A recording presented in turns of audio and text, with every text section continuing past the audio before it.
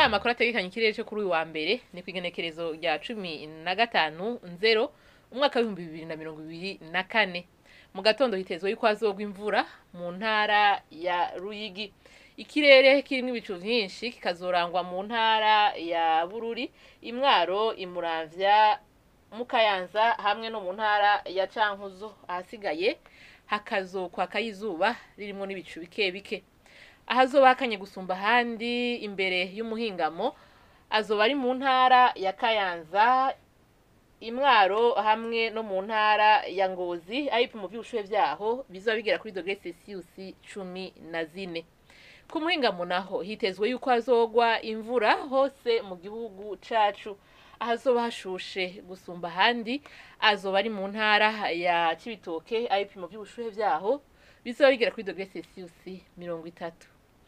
Mu gatondo izuba rizoseruka igihe cy'isaha 12:02 rirenge igihe cy'isaha 12:20 z'umugoroba.